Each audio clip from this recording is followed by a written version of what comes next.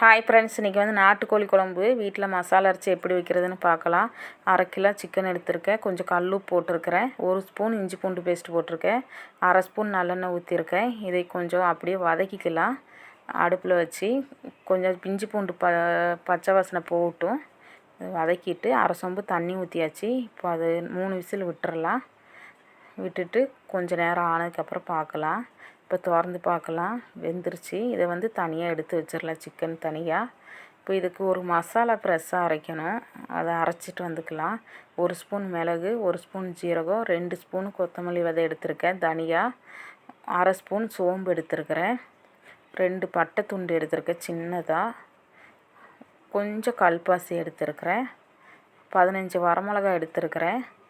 கொஞ்சம் எண்ணெய் ஊற்றிக்கலாம். நல்லெண்ணெய் ஊற்றி வறுத்து எடுத்துக்கலாம். இந்த வரமிளகா கொஞ்சம் காரம் கம்மியாக இருக்கும், எச்சா போட்டிருக்கேன் நான். இப்போ இதை ஒட்டுக்கா போட்டு வறுத்துக்கலாம். உங்களுக்கு காரம் கம்மியாக வேணால் வரமிளகா கம்மி பண்ணிக்கலாம். இப்போ வறுத்து வச்சு கொஞ்சம் கருவேப்பிலை கழுவி அதில் வெறும் சட்டியில் போட்டு வதக்கிறேன். அது ஈரமாக இருக்குது, அதனால் தனியாக வறுத்துக்கிட்டேன். இதை வந்து பொடி பண்ணிட்டு வந்துடலாம்.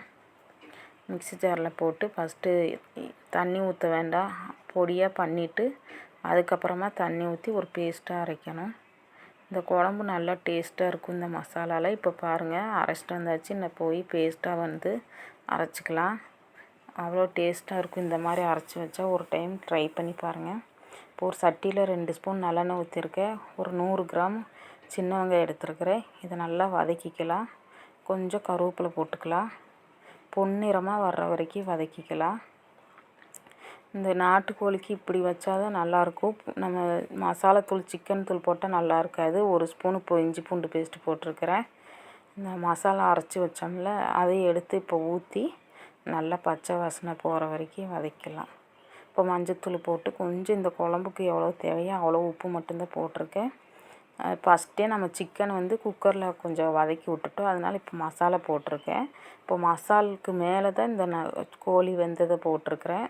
இதை நல்லா வதக்கிக்கலாம். இதில் கொஞ்சம் எண்ணெய் பிரிஞ்சு வரும், இந்த பாருங்கள், அந்த மாதிரி அந்த அளவுக்கு வதக்கிக்கணும்.